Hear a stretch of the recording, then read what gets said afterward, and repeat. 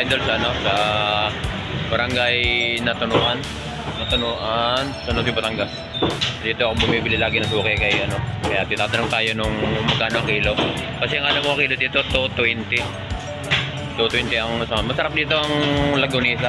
Dito sa ano. Hey, magandang umaga. Magkano ang kilo ng lagunisa mo? Ano po sir? 220 po. Lahat ng klase. Lahat ng klase. Maraming klase mga idol, oh. Kita nyo naman. Merong garlic, may hot chili. Hot chili nga ito, no? Pula ng... Opo, Yan. hot po ito. Ito po yung garlic. Itong garlic. Sweet. Yan. Sweet po yan. Ngayon, bibili tayo ng 10 kilo. Bukas pa naman. Kung pwede lang tayo makatawad. At kung kukuha ko ng 10 kilo sa iyo, pwede natin mabukasan.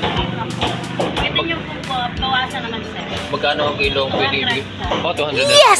Mabait siya. Dito lagi bumabili mga idol. Ito, ang pangalan natin ay? Ayla po. Ha? Ano pangalan mo din? Yung pangalan po nito ay Lala Smith Shop. Yun, Lala Smith Shop mga idol. Dito sa Tunuan Laan, kung makikita nyo, kabilaan siya ng kalsada. Ayan o. Tapat sa no, Jikin Pharmacy. Yan, Jikin Pharmacy. Kantuhan lang ito, palengke ito. Mini palengke. Yan. Yung pangalan niya ay, ano yun, Jikis? Lala Smith Shop yan. Okay. Bukas ng madaling araw, ako'y pupunta dito. Nagbigay tayo mga idol dito sa kanya ng ating logo. Yan. Bigyan natin si ate. Okay. Thank you ate. Bukas ng madaling araw, babalik ako. Nakuha natin ng 200 mga idol. Babait si ate. Salamat. Thank you. Yan. Sa mga gustong mag-avail o gusto makatikim ng lagunisa sa Natunuan, dito napakasarap dito ng ano, dito ako pabalik-balik. Taga San Pascual, Batangas pa ako, pero dito kami bumibili. Yan.